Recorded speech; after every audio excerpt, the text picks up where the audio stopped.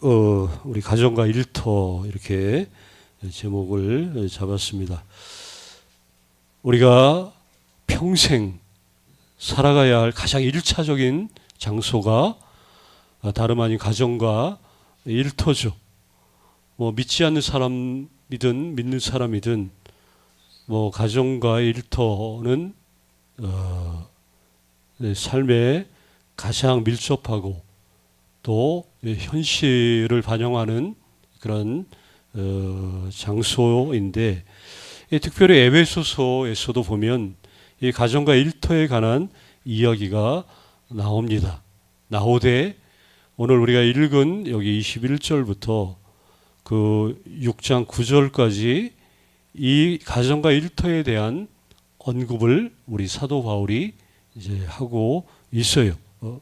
그래서 우리가 읽은 오늘 21절부터 6장 4절까지는 가정에 대해서, 즉 남편과 아내, 또 부모와 자녀가 함께 사는 공간인 가정에 대해서 이야기를 하고 있고, 그리고 6장 5절부터 9절까지는 쉽게 말하면 일터에서 주인과, 그 당시에는 뭐 노예들이 있었죠. 노예, 주인과 노예, 아니면 뭐 고용주와 이렇게 종업원, 뭐 사장과 뭐 노동자, 뭐 이런 개념, 거의 날마다 함께 일하는 그 삶의 현장인 일터에 관해서 사도 바울이 언급을 하고 있다는 거죠. 가정과 일터, 뭐 살면서 매일 거하고 같이 일하고, 어떻게 보면 지극히 평범한 그런 장소들인데, 어쨌든 뗄래야 뗄 수 없는 우리에게 삶의 현장이 바로 가정과 일터다 하는 거죠. 아직도 그 신앙 1세대에 있는 분들, 그러니까 우리를 둘러싼 이 세상을 예전에는 그냥 성속의 개념으로 이렇게 주로 나눠요. 나누다 보니까 교회 일과 하나님의 일을 뭐 중시한다는 그 명분 아래 집안일과 뭐 일터의 삶은 상대적으로 교회 일과 하나님의 일에 비해서 덜 중요하고, 또 어떤 것들은 더 지나쳐서 뭐 세속적인 일로 이렇게 생각했던 때가 있었죠. 물론 이런 생각들은 이제 성경적으로 보면 분명히 잘못된 그 사고 방식이, 우리가 대부분 우리가 시간을 함께 보내는 사람은 뭐 가족 아니면 일터에서 직장 뭐 동료라든가 우리의 삶의 현장에 있는 그런 사람들이죠. 자, 바울이 여기 에베소서에서, 바울이 에베소서는 특별히 이제 교회에 관한 책으로 우리가 알려져 있지만, 에베소서에 바울이 에베소서를 쓴 그 핵심 주제가 있다면 이 그리스도인의 성숙한 삶이에요. 그래서 믿음의 장성한 분량에 이르기를 원하는 사도 바울이 그리스도의 믿음의 그 장성한 분량에 이르는 그 신앙의 성숙, 믿음의 성숙한 그 삶을 그들이 추구하기를 바라기 위해서 여러 가지, 교회는 어떻고 저렇고 막 이렇게 여러 가지 어떤 부분들에 대해서 언급을 하고 있다는 거예요. 그러면 궁극적인 목적이 성숙한 삶, 그리스도인의 성숙한 삶을 이야기한다면 가정에서도 그리고 일터에서도 우리의 그리스도인들의 삶이, 생활이 어떠해야 되는지에 대해서 이야기를 하는 거죠. 바울은 이야기를 하되 단순히 언급하는 정도가 아니라 진지하게 이렇게 이야기를 하고 있다는 것이죠. 뭘 말하냐? 이거는 단순한 가정생활, 뭐 단순한 일터에서 생활이 아니라 우리 그리스도인으로서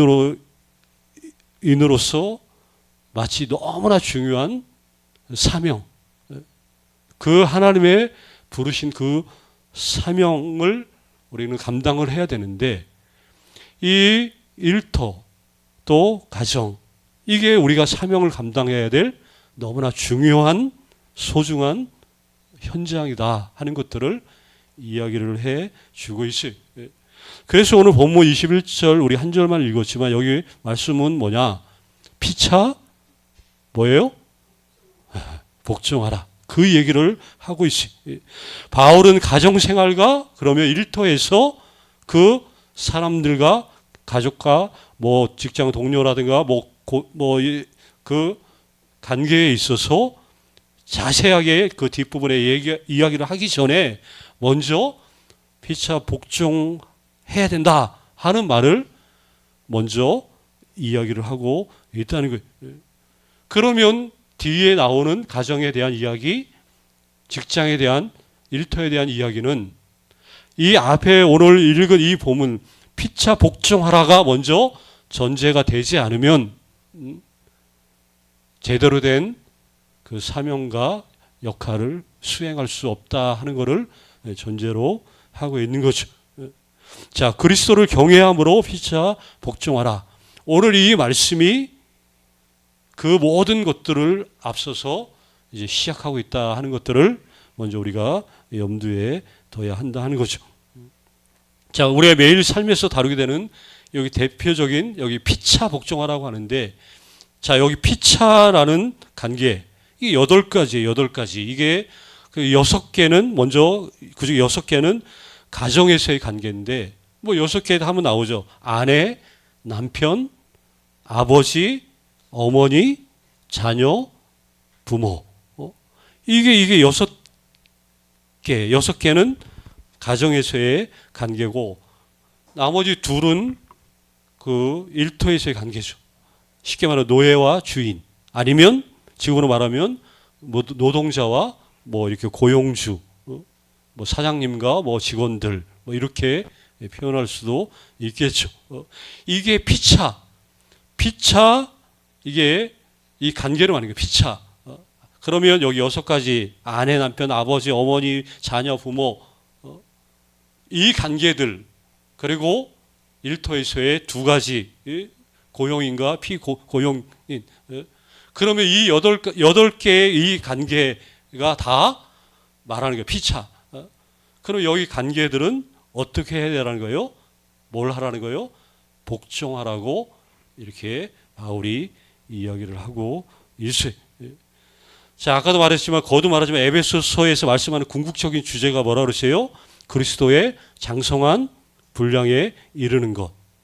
한마디로 말하면 성숙한 삶에 대한 이야기가 에베소서의 핵심 주제라는 거예요. 예수 믿는 사람들은 누구라도 이게 그 삶의 목표가 돼야 된다는 거예요. 여러분의 삶의 목표가 뭡니까? 나는 그리스도의 장성한 분량에 이르는 것.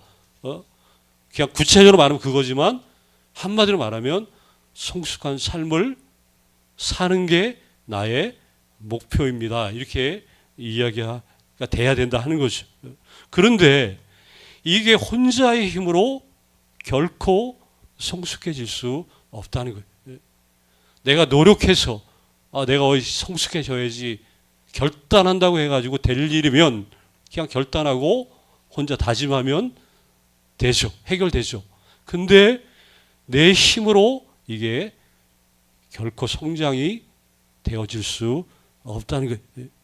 여기 특별히 그리스도의 장성한 분량이 충만한 데까지 여기 이르는 이 성수. 자, 우리가 알지 못하는 사람들이 아니라 여기 우리가 알고 있는 사람들과의 관계를 통해서만 이게 가능하다 하는 것이죠. 모르는 사람은 전혀 상관없이. 그러나 아는 사람들, 그 관계를 통해서 뭘 된다고요? 성숙해질 수 있다는 거예요.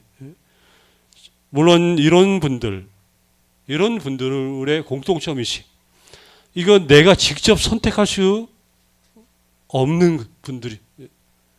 내가 좋아하거나 내가 마음에 드는 사람만 고를 수 있는 그런 게 아니라는 거예요. 직접 선택하지 않았던 사람들과 우리는 함께 살아가고 있어요. 먼저 부모가 그래요. 내가 부모를 선택할 수 있나요? 선택할 수 없는 것이. 자녀도 내가 선택할 수가 없는 게 내가 원했던 그림대로 원하는 자녀를 갖는 게 아니죠. 부모나 자녀나 그래. 내가 택했기 때문에 나와 관계가 있는 게 아니라는 거예요. 교회 성도들도 마찬가지죠. 내가 선택하고 고른 사람들이 모여서 교회 공동체를 형성하는 게 아니라는 거예요. 여기 다 골라서 온 거예요. 내가 마음에 드는 사람들, 우리 공동체가 내가 원하는 사람만 우리 모이자 해가지고 모여서 예일교회가 된 게 아니라는 거죠. 내가 선택하고 고르는 게 아니었. 그렇기 때문에 단지 우리는 서로 지체가 되었다고 표현해요. 되어진 거지 고르고 선택한 게 아니라는 거예요. 우리는 말 그대로 주님 안에서 서로 지체가 되어졌기 때문에 교회를, 가정을 이렇게 형성하는 거예요. 자, 이게 왜 이게 중요하냐? 선택하고 고른 것이 아니기 때문에, 되어진 것이기 때문에, 그렇기 때문에 피차 어떻게 하라는 거예요? 복종하라고 사도 바울이 말하고 있어요. 그런데 여기 복종이라는 말, 사실 사람들 딱딱하잖아요. 복종? 뭐 구시대 적어도 아니고, 여기 피차 복종하라고 말할 때 맹목적인 복종 얘기하는 거 뭐 당연히 아니죠. 우리 신앙은 기계적으로 할 수 없어요. 인위적으로 하라고 해서 되어지는 게 당연히 아니죠. 여기 피차 복종하라고 할 때, 근데 그 앞에 이제 나오지만 반복적으로 사용되는 구절이 여기 그 21절 이후에 가정에 대해서, 일터에 대해서 얘기할 때 그 반복적으로 사용되는 구절이 총 11번이 나오는 반복적인 단어가 있어요. 구절이 있어요. 뭐냐? 9번은 죽게 하듯. 뭐라고요? 죽게 하듯. 이게 9번 나오는 거예요. 그리고 주 안에서가 2번 나와요. 이게 총 11번 나오는데 죽게 하듯 아니면 주 안에서. 자, 피차 복종하는 삶은 곧 죽게 하듯, 그리스도께 하듯, 또 주 안에서 같은 주인을 섬기며 사는 그 삶을 말하는 거예요. 우리는 더 이상 그 사람의 뭐 환경이라든가 배경이라든가 뭐 문화적인 뭐 이런 것들로 이해하는 것이 아니라 여기 그리스도와 비교해서 이제 이해를 해야 된다. 그리스도께서 가정과 일터에서 우리가 맡은 역할을 이렇게 규정해 주셨기 때문에 그리스도를 경외함으로 여기 피차 복종하라. 이렇게 사도 바울이 우리에게 말씀을 하고 있다는 것이죠. 이게 전제가 돼야 된다는 거예요. 자, 여기 경외함으로. 이 경외라는 말 아시죠? 원뜻은 두려움이라는 얘기. 경외라는 말은 두려워하다, 그 의미를 가지고 있어요. 주 하나님에 대한 두려움. 구약에서 말하면 올바른 뭐 삶의 태도라든가 아니면 하나님의 말씀과 하나님의 방식에 대해서 적절하게 이렇게 반응하는 그 올바른 지혜로운 자세를 가리킬 때 가장 흔하게 사용되는 그 구절이 경외라는 말이죠. 그래서 경외하는 두려움, 두려워하는 경외, 이런 식으로 마치 성스러운 어떤 것, 이런 것들이 뭐 존재한다는 것을 막 이렇게 인정하는 뭐 태도, 막 이런 것들, 성향, 이런 거, 나보다 크거나 나보다 더 나은 누군가 앞에서 내 모든 것들을 멈추고 뭐 가만히 서 있거나 아니면 무릎을 꿇거나 머리를 조아리는 이런 태도가 경외라는 그 말의 의미가 되는 것이죠. 구약에 보면 대표적인 게 그 모세 이야기. 모세가 불붙는 그 떨기나무 앞에서 신을 벗은 것처럼 거기에 경거망동이나 거기에 어떤 그냥 가벼움이 전혀 없죠. 얼마나 그 장면이 무겁고 진지한지 이 경외감이 드는 그 모습이 거기에 있었어요. 시장에 왔어도 베드로가 고기를 잡은 다음에 어느 날 깊은 데로 가라. 밤새도록 허탕을 쳤는데 주님이 깊은 데로 가라. 그래서 가서 그물을 던졌더니 배에 막 넘쳐나도록 고기를 잡았어요. 그럼 잡았으면 어떻게 해야 돼요? 우리 같으면 대박이 났으면 어떻게 해야 돼요? 할렐루야 하고 막 기뻐해야 되잖아요. 근데 베드로가 어떻게 해요? 갑자기 그 어마어마한 물고기가 잡힌 막 그물이 찢어질 정도로 그 수확을 얻은 앞에서 갑자기 어떤 행동을 보여요? 엎드려 달달달달 떨잖아요. 두려워하면서 나를 떠났어. 나는 죄인이기 때문에 나를 떠나. 이런 게 이해가 안 가는 거죠. 안 가는 거죠. 우리가 대박이 나면 기뻐하고 할렐루야 찾고 막 해야 되는데 분명 그런 장면이어야 되는데 그렇게 안 하고 달달달달 떨고 두려워하는 그걸 본 거죠. 기쁨도 잠시 이 일을 한 명한 그 분이 내 앞에 있는 게 갑자기 그분이 이전과 같지 않은 남다르게 보여진 거예요. 이분은 그냥 보통 분이 아니, 쉽게 말하면 보통 분이 아니라는 것을 알아차린 거죠. 알아차린 거죠.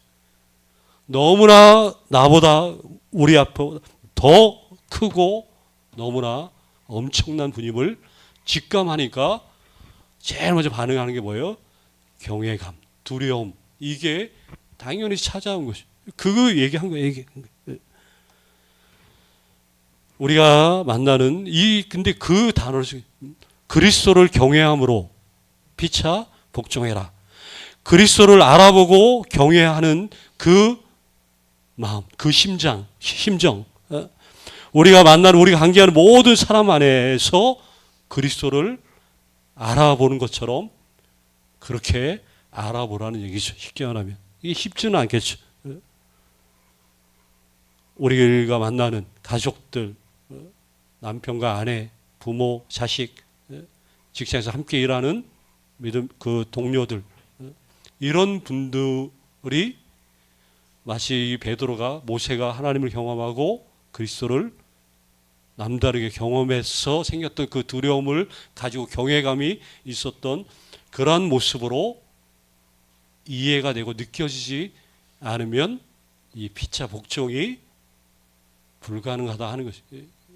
피차 복종을 하긴 해야 되는데 한 사람 한 사람을 내가 그런 마음으로 대하고 다가가지 않으면 안 된다는 거예요. 그러니까 예수님 보듯 보시라는 얘기가 쉽게 말하면 가족도 그렇고 내가 만나는 같이 일하는 분들을 그런 식으로 대하라는 거예요. 아멘입니까? 그렇게 하시라는 거. 안 되는 게 어디 있어요?